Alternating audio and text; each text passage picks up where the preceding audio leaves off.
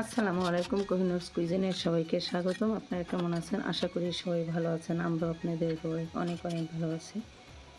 আজকে আপনাদের সাথে আমি গরুর ফুসফুস বা ফ্যাপসা বোনা রেসিপিটা শেয়ার করব। আমি এখানে পেঁয়াজ কুচি দিয়ে দিয়েছি, আদা রসুন বাটা, গরম মশলা, জিরা বাটা, হলুদের গুঁড়া, মরিচের গুঁড়া, ধনে জিরার গুঁড়া একসাথে দিয়ে আমি ভালোভাবে মিক্স করে নিয়ে রান্নাটা বসিয়ে দেব।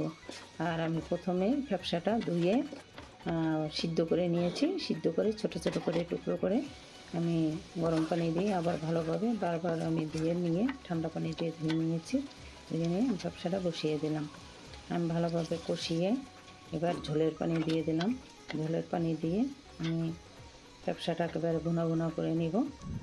আমি যাতে শর্টকাটে ভিডিওটি অনেক লম্বা হয়ে যায়, যার কারণে আমি শর্টকাটে আপনাদের দেখালাম। আপনারা এভাবে রান্না করবেন। আমি জিরার গুঁড়া দিয়ে দিলাম। আমি ভাজা জিরার গুঁড়া দিয়ে আমি একটু শুকনো শুকনো করে আমি নামিয়ে ফেলব। যদি ফ্যাপসা বা ফুসফুস এটা যদি ভালোভাবে সিদ্ধ করে কেটে ধুয়ে ভালোভাবে পরিষ্কার করে গরম পানি দিয়ে ধুয়ে নেয়, ফ্যাপসার যে একটা গন্ধ সেটা থাকে না। এভাবে আমি গোটা গরম মশলা, তেজপাতা সব কিছু দিয়ে আমি রান্নাটা বসিয়ে দিলাম। গরম মশলা আমি বেটে দিয়েছি, জিরা গুঁড়া, ভাজা জিরার গুঁড়া দিয়েছি। সব কিছু দিয়ে আমি ভালোভাবে এভাবে ভুনো ভুনো করে নিলাম। আজকে খাবারটা অনেক টেস্টি ছিল, অনেক ভালো হয়েছিল, মুলাম একেবারে সিদ্ধ হয়ে গেছে।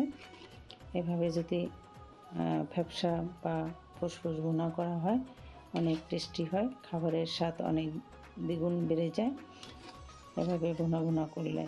আমি তো আরও ভাজা ভাজা করে খেতে খেতে আরও ভাজা ভাজা হয়ে যাবে, এই জন্য একটু ভিজা ভিজা রেখেছি। আপনারাও এভাবে রুটি, পরোটা বা মুড়ির সাথেও আপনারা খেতে পারেন। আমরা বাসায় সবাই পরোটার সাথে আর রুটির সাথে আমরা এগুলা খাই। ভাত দিয়ে খুব কম খাওয়া হয়, ভাত দিয়ে বেশি একটা খাওয়া হয় না। সকালবেলা নাস্তার জন্য এগুলা দিয়ে নাস্তা খুবই ভালো লাগে পরোটার সাথে। আপনারা যদি আমার ভিডিওটি ভালো লেগে থাকে লাইক করবেন, শেয়ার করবেন, আমার চ্যানেলটি সাবস্ক্রাইব করে আমার পাশে থাকবেন। আপনাদের অনেক অনেক ধন্যবাদ। আল্লাহ হাফেজ।